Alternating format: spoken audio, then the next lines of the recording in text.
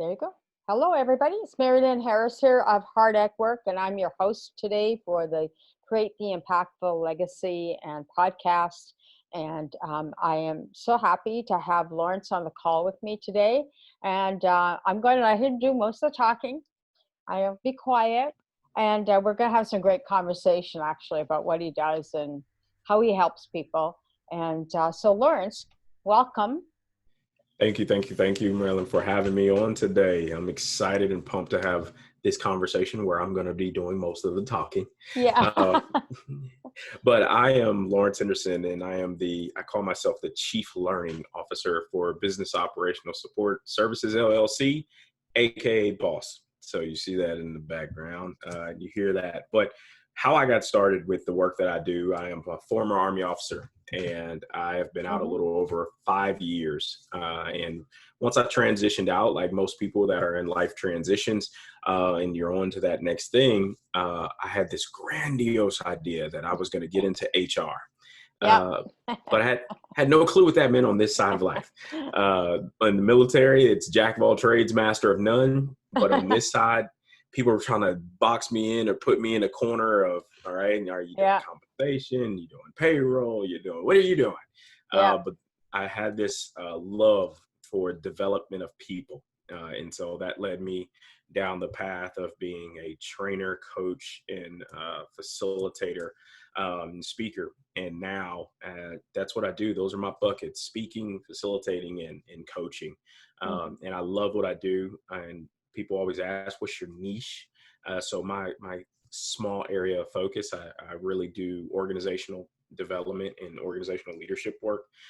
So much so, I've taken on the life journey of getting my PhD in organizational leadership. And so this truly is a life work for me, and something I'm a student of, helping people become better versions of themselves. And so I always tell people I'm my first client. Yeah. And so constantly working through things. Yeah. It never ends. Never. Yeah. So tell me a little bit, or tell our audience a little bit about some of your obstacles you find that your clients face and some of the challenges that you're running into. Yeah. One of the biggest things in leadership has become one of those cliche or t-shirt words over the past several years. But the place that I come from, leadership, is from the development side of the house. And one author / professor that I really absorb all of their work is Barbara Kellerman. And she's done, over her years of her dissertation as a faculty member, around leadership and the going through the life of being experienced and developing, whether you getting that education, getting that training, but then doing something with that material and really developing through practice and getting reps. And coming from the military, I always tell people my first leadership school, before I ever had a soldier underneath me, my first leadership school was 16 weeks, and where we went to technical, and we learned the facets of what it means to be a frontline leader. And then my next course after that, I did 3 years as an officer, got promoted to captain. Then I need to go to this captain's course. That course was 6 months. And so it was more of the tactics, techniques, procedures, but then what does it mean to begin to build the muscle of leadership? And then one of the last schools I had was even longer. But it was constant practice, constant reps. And I always, I have a saying now that I repeat, don't know who said it, but I'm glad they did, but practice doesn't make perfect, practice makes permanent. And one thing that I love is building in a muscle, because once you make something muscle memory, you can use it. It's available to you no matter the situation. And I liken it to what we had to build ourselves up for a combat. And I know that's dramatic and it's grand, but I think back to being a 24-year-old in my first deployment into Iraq and being able to react to contact and conflict and explosions and all the rest of that. If we wouldn't have front loaded the work in the muscle memory of what do you do? How do you react to fire? How do you react to contact? I wouldn't have been in a position to be prepared to react when in the actual moment. And that's what I say about leadership is, how are you getting your reps? are you practicing? And again, and then getting feedback, right? It's we Right. have what we call a after action review process, where once we go through something, okay, we sit everybody down. This isn't the bash, the mission session. This is literally, you come to work with 3 sustains. What do we do well? But then, okay, come with 1 through 3 improves. But how you build that muscle of becoming the next person in line is come with what you would do to fix it. Don't just identify problems. That's easy, right? Just throwing Mm-hmm. spitballs is easy, but identify something as a potential issue, but what would you do to correct it? And so that way we could begin to have a two-way dialogue of how we move forward together and how do Mm-hmm. we build a language of an organization together. So yeah, I love, love, love, love what I do. Mm-hmm. Mm-hmm. Awesome. So, can you share a success story or something that you worked in a client that you have had and it was really a good turnaround for you or Yeah. experience for you? Yeah. So I'll use a super, super current event. So over the past month or so, we have been challenged here in the U.S. Right. With the way of the world, and Mm-hmm. one thing that's becoming and floating to the top, I say, is character. And organizations are taking a stance. Some for a first time, and a louder stance. Mm-hmm. And I worked with a local tech company who wanted to continue to do work around diversity and inclusion. Well, coming from where I come from, I understand that to have a truly fruitful conversation, we have to be prepared to include everybody in the conversation. Before we can ever get diverse in the way Mm-hmm. that we approach situations, are we signing up to be inclusive of everybody's ideas? And once you work yourself through that, then we could see, all right, are we differing from backgrounds, religion, right? All of that stuff can come into play. But Right. if we can't even settle in on, are we going to have an inclusive conversation? Then there's no place to start. And one thing that I did for this organization, we had a really, really good open dialogue. And it started with a small group of leaders first, where it was uncomfortable, but necessary. Mm-hmm. And that was kind of the collective message from them. Like, Mm-hmm. it was uncomfortable, but it's necessary. And they were even more excited for the large group discussion that we were going to have, because it was like, okay, he's the right speaker, right? He's the right speaker for us. And I was excited about taking them through that work, because I say to people, I live through my values. I lead through my values, and my values set my boundaries, Mm-hmm. and they're my foundation. And again, I'm my first client, and I've had to call myself out on when my values don't serve me, Mm-hmm. when I don't believe they serve what I believe I was put here to do. Mm-hmm. And I'm that's where I draw my line, my values, and no judgment on anybody. I receive everyone. But when it comes to whether or not I'm going to say yes to an opportunity or no to an opportunity, Mm-hmm. it has to pass my questions that I've developed from my values. Right. Right. So after working with this leadership group, what did you guys decide to do? So we kicked off the session. So we Mm-hmm. had a full blown company inclusion conversation, Mm-hmm. where it went through the phases of what's next and how will they move forward. And so having some future focused conversations, the talk went really, really well. And how I know it went well, because you had several associates ready to engage in the chat box. So I pushed them early and often, Yeah. say, hey, if you hear something good, put it in chat box. And Yeah. they were loading it up. So it was firing the entire session. It was super high packed. 50 minutes flew by. Mm-hmm. But I enjoyed it, because the Mm-hmm. people, they were in it. They were in it. They were like, yeah, it's uncomfortable. It's necessary. So they were echoing the small group session. And one big thing I say around conversations, particularly around leadership and how an organization is going to move forward, just the reframing in the cognitive associations people have with the way they experience words. Mm-hmm. And one thing that I've been hearing a lot is, these are difficult, these are tough, Mm-hmm. um, but I believe they're all necessary. Mm-hmm. And when I say necessary, people are like, you're right, you're right. and there's a different feeling and a different emotion that Mm-hmm. attaches to the word necessary. Mm-hmm. And versus it's gonna be tough. Like, yeah, you're right. It's gonna be, oh my gosh. And all that icky stuff, anxiety, emotion come, you're like, Mm-hmm. oh God. And people begin to hedge and begin to be defensive or believe because it's a difficult or tough conversation, what's gonna come out of my mouth potentially has the opportunity to harm if I take Mm-hmm. it that way. But Mm-hmm. if we're all signing up for necessary conversations, we're more curious than confrontational, Right. is what I like to say. Right. So I would guess that in those necessary conversations that there's a lot of, do you find that there's a lot of upset or that type of thing that's going on? Not so much upset, but I really believe it starts from that place of anxiety Mm. around unresolved, and I say unconscious things Mm-hmm. that they haven't dealt with. In one of the coaching modalities that I've gone through called, the little gremlins. Mm-hmm. And depending on all of the stuff that you've lived through, Mm-hmm. when we're encountered everyday life, all that comes with you. Right. Right. I used to sign up for that crowd that said, oh, you can compartmentalize and you need to show up to work to do your job. Right. Well, after it happened a couple times to me where I got in an argument with my wife or she sent me a crazy text and I had to go into a meeting that I was leading and people were like, you okay? I'm like, yeah, I'm okay. They're like, sure you okay?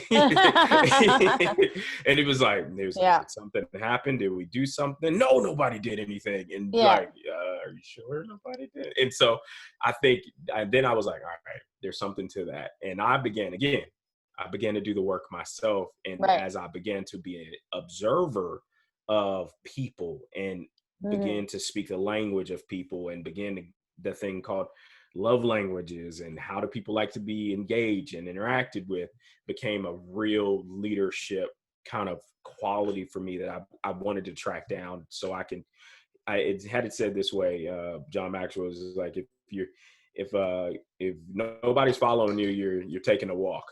And so that generally happens when people stop believing in you, they stop coming to you Mm-hmm. because they don't trust that you have their best interests at heart or you're a person that's going to help them feel seen, heard, and valued. Right. And for me, I wanted to make sure that I modeled what that looked like. Right. Right. Yeah, because all, like you say, are unconscious stuff, and things we're not aware of follow us wherever we go, right? Even when we're going into a group to train them or educate them or whatever it is that we decide to do, is that that shows up. And so, like you were saying, the guys were saying, "Are you sure you're okay?" "Oh yeah, yeah, I'm a big man, I can do it." you know and rather than just saying, "I'm sorry, I have a personal issue I have to look after, but I'm here to look after you, so let's us do you first, and I can deal with myself later." And they might have just said, "Hey, we'll take 5-10 minutes to deal with it," so you could be present, because otherwise you're not present, right?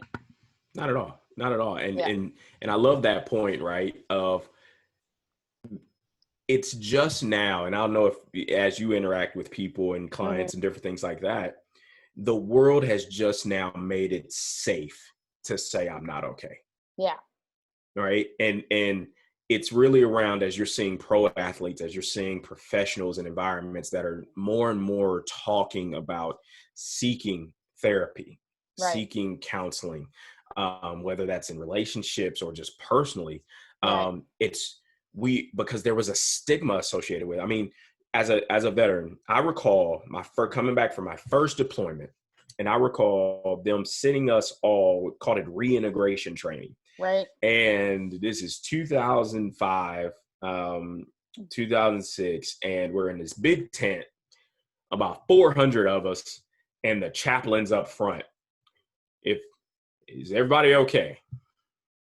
If anybody's not okay, let like raise your hand. And we're Hmm. like, are you like, is this a joke?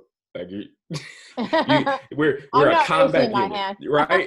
It's a combat unit, and you're like, sign up for everybody to laugh and say and call you, say what you're not, and you're not a tough guy, and you're not American hero, and Yeah. you're gonna cry, and then next thing you know, 3-4 months later, when the Army did probably the best thing they ever could, it was this direct commissioning program on the medical side, where they were going out and they were getting doctors and psychiatrists and psychologists and sociologists, and they were direct commissioning them to the rank of captain or first lieutenant, and they were bringing them into our hospitals because you had combats or soldiers in general, because the battle just wasn't a front facing battle. The battle was 360 degree. And so now females 360 degree on a convoy mission, driving trucks and different things. And everybody was having issues and we needed help.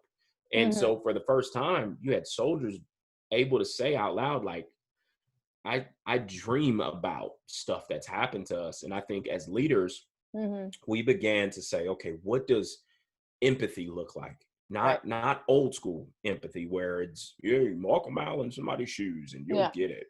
Well, first of all, they don't even have the pair of shoes that they walked here in. So how can I jump in those shoes? They don't even have them anymore. They can't put words around the experiences that have shaped them, that have pruned them, that have sharpened them to where they had a little edge on them. And what I say now, and again, I love Brene Brown's work, reading with our church organization, The Gifts of Imperfection. And when she talks about how do we experience authentic connection, it really, again, comes through that place of being able to hold the space for people to feel seen, heard, and valued. And I go even a step further is, how are you showing that person that you appreciate the gift of them?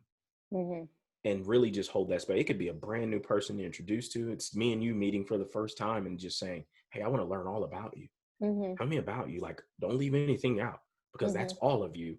And that for it's a new thing for a lot of people in organizations. And what you probably already know, but I've been calling it for the last couple of years. I've been calling what they call soft skills. Those are hard skills because they're missing. They're missing. Well, they're hard skills because you may not have those you haven't learned how to do it, but it doesn't mean you don't have them.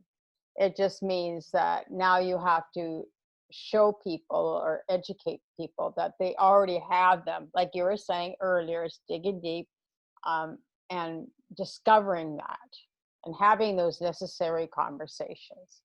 And what you do with the leaders so that they can prepare to do it for all their employees, So I hope that when you're working with this client that you're also going with them to have those hard conversations with all their employees, because you would be the facilitator to help them have those conversations, right? Definitely, because it comes to again, I love that I had the opportunity to experience so much in the military. And there's this process where when we did a permanent change of station, and the leader, when you come into a new organization and you're replacing a person, we have the process of right seat, left seat. And so when you're in the right seat, when you first show up, right, you're in the passenger seat while they're driving, right? You're observing, you're taking your notes, and they're modeling, right? But then comes your turn, right? Where you have to get into the driver's seat, and they're in the left seat, and they're watching, right? They're taking their notes. They're like, hey, got some all right, I got some feedback for you, right? And because that environment was created where feedback was built in, nobody took it. Now you could take it and take it the wrong way, as if, oh man, I'm going to do it my way. And I had those guys when I was leaving the organization, and 3 months later, they're calling me like, hey, how'd you get him to do what you needed him to do? I said, you said you got it. Why are you calling me now? You didn't want anything to do with nothing I said to you. I said, I was trying to tell you, I've learned these soldiers and these civilians for the past several years. You didn't want to listen. But walking and I say partnering with organizations as they're going through this, because again, like you said, this may be a new thing for a leader who's been in their position for double-digit years, 10 years, 20 years in leadership roles. and nobody's ever, they haven't observed it, and nobody's ever even said that it was a necessity to be able to do. And so Right. now I'm fighting through all of those biases, but I'm taking the partner approach, and I'm leading with, and to your, you asked the question before, like how did you really begin to have this conversation, is to set an environment where they truly believe it's non-judgmental.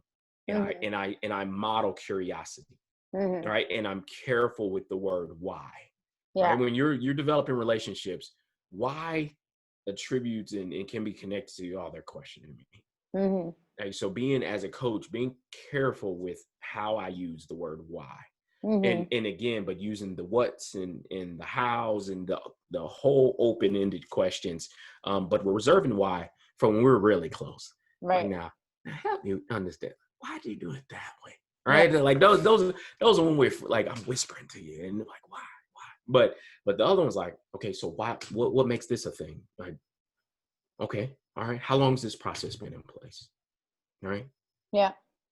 where's the data at on this, that this has been working out for you guys, right? And it's just like, let me see it, right? And I'm totally curious. I'm learning about you. I'm want to develop these Mm-hmm. relationships, and but yeah, I love creating those non-judgmental environments for people, because let's be honest, people got to feel safe Mm-hmm.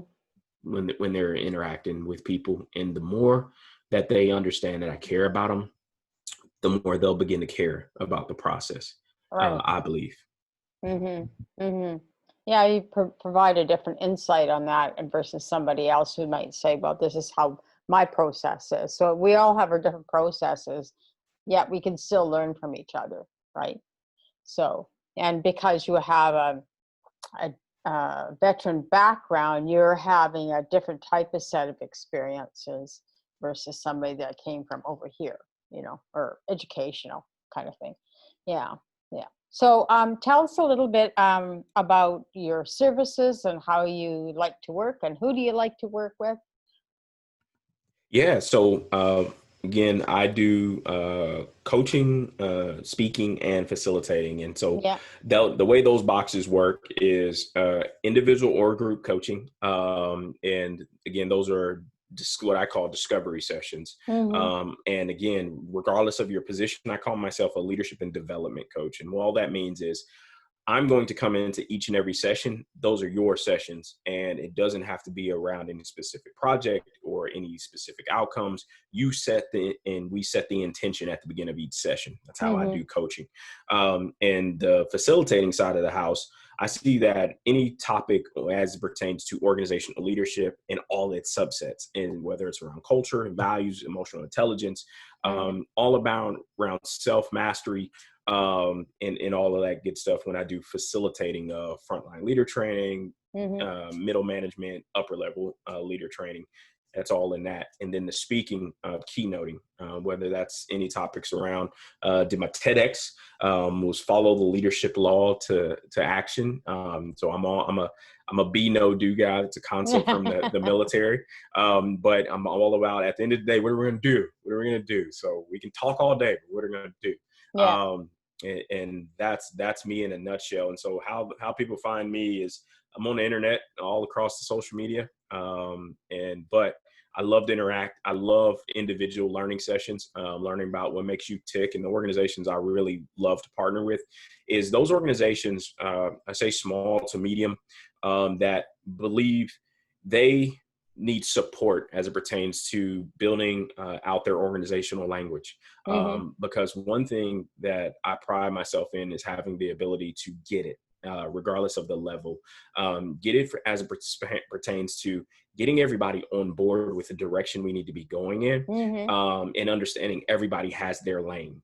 There can be cross training, there be cross leveling, but when everybody gets in their lane and they are moving, everybody moving in the same direction, okay, we can work from there. We can Yeah. really delve into everybody weaving in other lanes, but first we have to get everybody heading in the same direction. And so those organizations where you want to do that a little bit better, or you have some leader development opportunities, Mm-hmm. yeah, I would love to connect in that way. And again, whether that's executive coaching, or just getting really clear around what the mission, vision, and purpose for things are. That's what I Right. love to work with. Right. Okay, cool. Great. Thank you very much, Lawrence.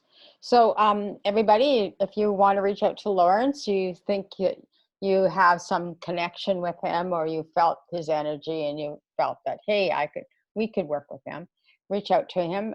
You can also find him on podcast.hardatworkonline.org. He will have a post or a page there that you can reach out to him. You can rewatch this video there as well, the podcast there. And we're also on Anchor. So I guess really his impactful legacy is to help you grow and your leadership team to be human. So anyway, thank you for joining me today, Lawrence. I appreciate your time and energy today. And so I've been ending my calls with be kind to each other. That's all we have is each other. And Black lives do matter. So thank you for today. And we'll chat with you very soon, I'm sure. Okay, Absolute take pleasure. care. Thank Take you, care. everybody. Okay, bye-bye.